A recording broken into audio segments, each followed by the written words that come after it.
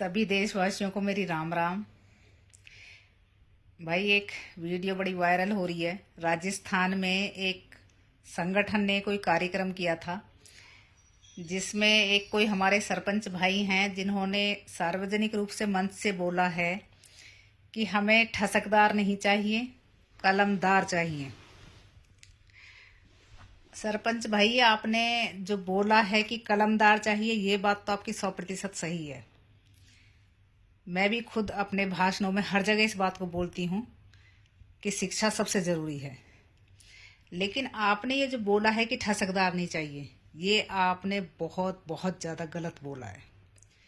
कहीं ना कहीं आज जो हमारे समाज की दुर्दशा है, ऐसे समय में भी जहाँ सामाजिक संगठन हो, चाहे सामाजिक लोग हों, ज़्यादातर राजनीतिक पार्टियों की चाटुकारिता और चापलूसी में लगे हुए हैं, वहीं हमारे समाज के कुछ युवा हमारे समाज के मुद्दों को प्राथमिकता से उठा रहे हैं, समाज को प्राथमिकता में रखे हुए हैं, लड़ रहे हैं, लड़ाई जूझ रहे हैं, अंतिम निर्णय तक लेके जा रहे हैं।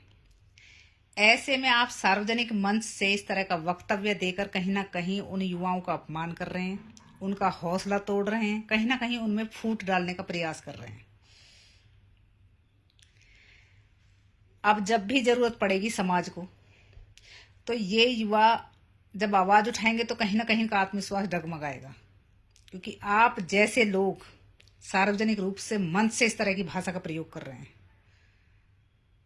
आपके अनुसार तो फिर तो जो भारतीय बॉर्डर पर जो सेना खड़ी है ना, उनके हाथों से भी हथियार लेकर के उनके हाथों में कलम थमा देनी चाहिए।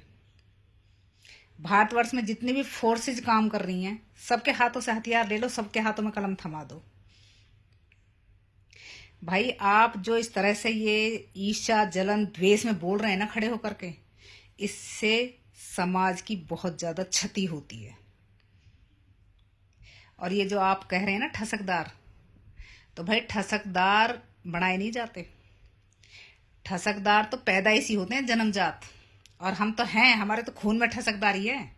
तभी तो अंग्रेजों के जमाने से और आज तक लड़ते आ रहे हैं, जूझते आ रहे हैं, जीतते आ रहे हैं, ठसकदारी की बदौलत। ठसकदारी का मतलब क्या होता है पता है आपको? ठसकदारी का अर्थ होता है कि कैसी भी परिस्थिति हो, हर तरह की परिस्थिति में मजबूती के साथ अड़े रहना, उसके लिए तत्पर रहना। और ये तो हमारे खून में होती है। हम अपने लिए नहीं, हम तो औरों के लिए भी लड़ जाते हैं। तो कहीं ना कहीं आप हमारे युवाओं का हौसला तोड़ रहे हैं, कहीं ना कहीं फूट डाल रहे हैं युवाओं में। अरे कलमदार भी चाहिए, ठसकदार भी चाहिए। जैसा आज हमारे समाज के साथ जो दोगला व्यवहार किया जा रहा है, भेदभाव की नीति अपनाई जा रही है, ऐसे में हमारा ठसकदार होना तो बहुत बहुत ज्यादा जरूरी है। इसलिए आपसे अनुरोध है कि आप इस तरह का वक्तव्य देने की बजाय, जिस मंच पर आप खड़े होकर के, जिस संगठन के बैनर पर आप ये बोल रहे हैं, एक बार पलट करके उन संगठन वालों से पूछ लेते कि उन्होंने आज तक गुर्जर समाज हित में कोई एक काम बता दे जो किया हो। बोलती बंद हो जाती। आप अपने काम गिनवाएं जब भी आपका कार्यक्रम हो, कि आप लोगों ने आज तक गुर्जर समाज हित में क्या काम किए हैं। शिक्षा के क्षेत्र में आपके संगठन का कितना योगदान रहा है। जहां से गए हैं ना उठ के, दिल्ली, यूपी, एनसीआर से, यहां आज तक एक छात्रावास तक नहीं है।